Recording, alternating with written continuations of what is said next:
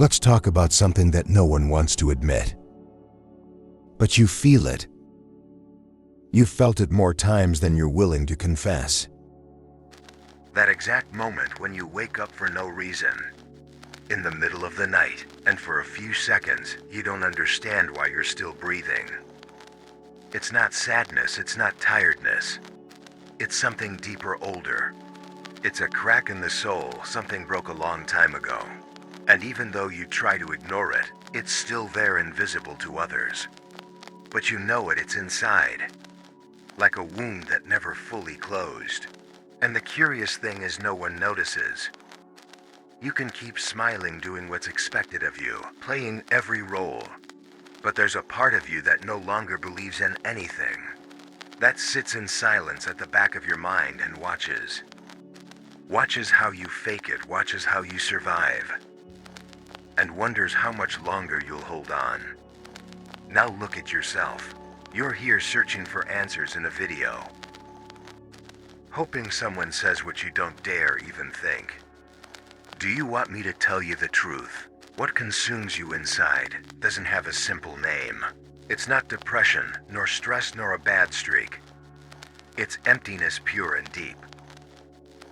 A black hole in the center of your existence.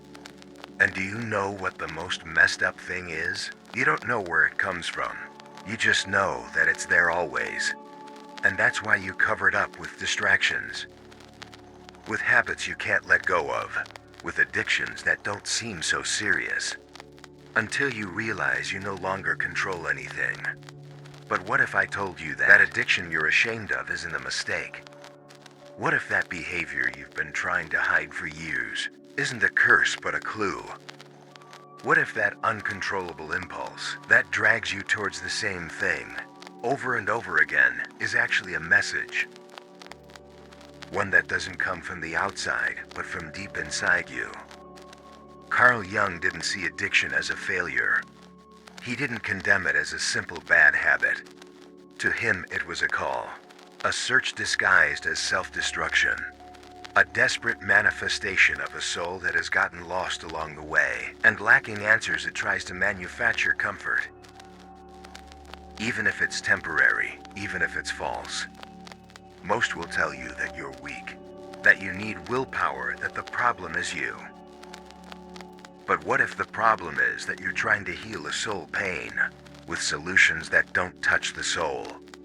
What if you're trying to fill an existential gap with substances, routines, people, or screens that only worsen the silence when everything shuts off? Addiction isn't an external enemy. It's an echo, it's a signal. It's the way your unconscious screams. Something is missing, and if you don't listen to that scream, the cycle repeats stronger, darker, more unbearable. The question is, are you brave enough to listen? Because what we're going to explore today is not comfortable. It's not superficial. It's not for those who want easy solutions. We're going to enter the core of the psyche. We're going to open doors you've kept closed for years. We're going to talk about the true meaning of emptiness. About that pain you can't name. About that absence no one fills. And yes, we're going to talk about addiction. But not the way others do. Not from guilt, not from judgment. We're going to talk from the symbol. From the invisible, from what Jung called the hunger for the sacred. Prepare yourself. Because nothing you thought about yourself will remain untouched. After this is not a video to entertain you. It's a mirror. And like every honest mirror, it doesn't forgive. But it can also show you something you've been avoiding for too long. The truth. And the truth, even though it hurts, sets you free, so breathe and listen. This is not about defeating addiction. It's about understanding it. Because only what is understood can be transformed. You come this far, that already says something. It says that there's a part of you that intuits that. The answer isn't in stopping consumption, but in discovering why you need it. But let's go further. Much further. Because there's something almost no one talks about. When addiction is discussed, the loss of the symbolic, the collapse of meaning, the break between humans and what gave meaning to their existence. And you know what happens when the symbolic disappears. The literal invades everything. The immediate, the chemical. What works now even if it destroys you later? We live in an era where the sacred has been replaced by the useful, where we no longer look inward but toward the storefronts, where we no longer seek a transcendent experience, but fleeting validation. And that's the real trap. Jung knew this. He sensed it with a clarity that today seems almost prophetic. The human soul needs ritual, needs symbol, needs a real connection with the invisible. When that is lost, the human doesn't find peace. It despairs. And in that despair, it seeks substitutes. Substances, stimuli, escapes. Compulsive behaviors that crudely imitate what was once only found in the spiritual. Because what you call addiction might deep down be a distorted ritual. A repeated ceremony without knowing why. An unconscious attempt to return to a state of communion with something greater than you. But the problem is the channel is broken. The sacred has diluted, and in its place, only the reflection remains. The artificial, the empty. Do you want an uncomfortable truth? Many of those who are labeled as addicts today are nothing but spiritual seekers whom no one taught how to seek. People with extraordinary sensitivity, condemned to live in a world that no longer offers depth. Beings who feel more intensely, but having found no guide to the symbolic, end up trapped in the chemistry of escape. And then judgment falls on them. They're called weak, sick, incapable, but no one asks why their wounds hurt more. Why their hunger is so fierce. Why even after consumption they don't find lasting relief. Jung said that what is not made conscious manifests in life as destiny. Do you know what that means? That if you don't make your wound conscious, your pain will drag you again and again to the same abyss. Until you decide to look inside, because the soul doesn't give up. The soul insists. And if you don't listen to it in dreams, it will scream at you in symptoms. If you don't attend to it in silence, it will speak to you through chaos. And if you keep ignoring it, it will push you into a life you don't recognize as your own, but from which you can't escape. Addiction is not the enemy. The enemy is disconnection. Disconnection from the symbolic, from the spiritual, from the deep. Disconnection from yourself. That's why as long as you keep trying to heal the visible, without attending to the invisible, you'll only be masking the symptom, covering up the hole, and the hole doesn't disappear by covering it. It just gets deeper. So what do? How do you return to the symbolic? In a world where everything is immediate, this is where the journey gets truly serious. Because it's not about finding answers outside. It's about rebuilding the bridge. That broken bridge between you and your own soul. It's about listening to what you've been ignoring. About accepting that you're not just a body with impulses, but a consciousness with a story. With an origin. With a shadow that doesn't want to destroy you, but to integrate itself. And do you know what's in that shadow? Everything you've rejected in yourself. Everything you've repressed. Everything your environment forced you to hide. The emotions you weren't allowed to express. The desires you were taught to deny. The fears that never left because no one taught you how to face them. All of that is still there waiting. And as long as you deny it, it will keep finding ways to manifest itself in your anxiety. In your dependence, in your impulses. In that constant need to feel something, you don't know what it is. But that hurts, as if you've known it forever. What Jung proposed wasn't easy, but it was real. He spoke of such a deep inner transformation that it can't be faked. a symbolic death of the false self, so that a more authentic self can be born. A self that doesn't flee from its pain but uses it as a compass. A self that dares to look inside and say, "This too is me, this wound too belongs to me," because only when you stop fighting with your shadow can you start walking with it. And at that moment, addiction loses strength because you no longer need to escape. You no longer need to numb yourself. You found something stronger than temporary relief. Meaning, but that meaning can't be bought. It's not found in tutorials or motivational quotes. It's discovered, it's cultivated. It's suffered and it's honored.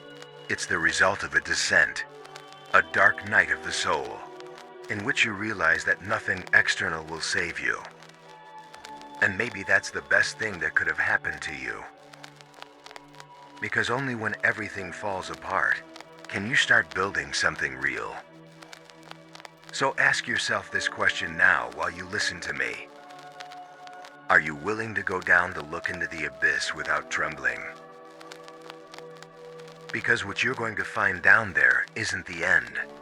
It's the beginning. The beginning of a transformation with no turning back. It's not about quitting a substance. It's about stopping running from yourself. And for that, you first have to dare to meet yourself. Will you or will you keep running toward the same thing, hoping that this time it will save you? Many believe that addiction is a battle against a substance, against a bottle, a pill, a device, a habit. But the true battle is against forgetfulness, against the forgetting of oneself, against the spiritual amnesia in which we have been immersed since the day we were taught to distrust our inner world. Jung didn't just talk about healing behaviors. He talked about remembering who you were before the noise, before the mask, before the wounds that started to define you. Because addiction doesn't come from nowhere. It's the consequence of a soul that was forced to silence its truth for too long. And there's something profoundly tragic and revealing in this. Many times addiction is the only thing that keeps the connection with that original pain alive. It's as twisted as it seems, a crooked bridge back to what you lost. That's why leaving addiction without doing the internal work can feel like betraying yourself, like turning off the only voice that's still remembered, that something inside is wrong. The solution isn't to break that link by force, but to understand it, to look at it without judgment. Because when you understand what addiction has been trying to tell you all this time, you stop fighting against it and start dialoguing with the wound. And here comes another element that no one wants to touch. Childhood. Not from the obvious perspective, not from the cliché narrative of something bad happened to you, but from the symbolic, from what was missing, from what you couldn't integrate. Jung insisted that many wounds of addiction are born when the inner child is forced to abandon its truth, to survive, to adapt, to fit in, and that child doesn't die. It hides, it transforms into a shadow, into hunger, into that uncontrollable desire that reappears as anxiety, compulsion, irrational need. You're not crazy, you're fragmented. Parts of you got stuck in the early stages of your life, and now decades later, they're screaming to be recognized. The problem is that no one taught us to care for our psyche. We were taught to polish the surface, to collect achievements, to be functional. But what good is being functional when your soul is falling apart? Jung said that the opposite of wholeness is not failure. It's adaptation without consciousness. Being someone who works within the system, but inside is dying from symbolic hunger. That's addiction, an unconscious rebellion against life without a soul. Against emptiness decorated with fake smiles. And this is where another brutally powerful concept Jung introduced comes in, the archetype of the wounded healer. Do you know it? It's the idea that only those who have been deeply wounded can become true healers, and not necessarily of others, but of themselves. Do you understand now? That addiction you carry isn't the end of your story. It's the entrance, the beginning of the descent into the psychological underworld, where if you dare to walk, you can find the key to turn your wound into power, into transformation, into meaning. But this journey isn't walked with brute force nor with denial. It's walked with humility, with a radical willingness to look at yourself like never before, and above all with a massive capacity to embrace pain, without immediately seeking an escape. Because it's right there in that moment of uncomfortable stillness that the truth begins to reveal itself, where the mask falls, where the symbolic reappears. Because maybe you don't need another strategy to stop consuming. Maybe what you need is a ritual, an act of reconnection with who you were before fragmentation, a new language to speak with your lost parts, a way to surrender not to the substance, but to the need to pretend you're fine when you're not. Current culture promotes escape. It tells us if it hurts. Distract yourself if you're empty. Buy something if you're bored. Go on a social network if you're alone. Find company even if it's empty. But Jung would go in the opposite direction. He would say if it hurts, enter the pain. If you're empty, sit in the emptiness and listen. If you're alone, make it a ritual. Because there in that uncomfortable territory is the door to yourself. And there's another, even more unsettling aspect that very few consider. The ego, not the superficial ego that everyone points to, but the ego as a barrier against the unconscious. The ego that fears losing control. The one that clings to addiction because it fears what's on the other side of abstinence. Because the unknown, though promising, is scary, because being clean doesn't mean being free. It means being naked, exposed. And the ego hates that. That's why many relapse. Not from desire, but from fear. Fear of discovering themselves. And what about the body? The body isn't just a vehicle, suffering the consequences of consumption. The body is a living archive, a container of unspoken memories. Every tremor, every anxiety, every irrational impulse has a bodily echo. Jung didn't address it directly, but his idea of the extended psyche suggests that there's no real separation between mind and body. That your addiction also lives in your back, in your stomach, in your breath. And healing the mind involves inhabiting the body as a temple. Not as an enemy, as a sacred place. Not a battlefield. Do you realize the magnitude of this? We're not talking about quitting a bad habit. We're talking about an internal revolution. About rebuilding the bridge between your conscious world and your unconscious. About allowing yourself to descend into the depths of your being and return not clean, but whole. And that's much braver than any superficial willpower. So now you know. What you've called addiction all this time might not be your curse, but your map, an encrypted map drawn with pain, yes, but also with intention. A path to yourself. And the big question, the one that changes everything, is, will you continue to deny that signal, or will you start to follow it? No one listens to the soul, the shadow, the deep pain, without secretly facing their own abyss. And that, even though it doesn't seem like it, is a sign. Because maybe right now something inside you is waking up.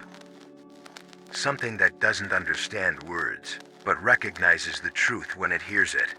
And that truth isn't always bright. Sometimes, like now, it's brutal, uncomfortable, undeniable, but it's yours. And for the first time in a long time, maybe you're looking at it straight on. Now we're going to close this journey. But not with answers, not with packaged solutions to reassure you. We're going to close it with the one thing that can truly change, something a revelation. And it's this.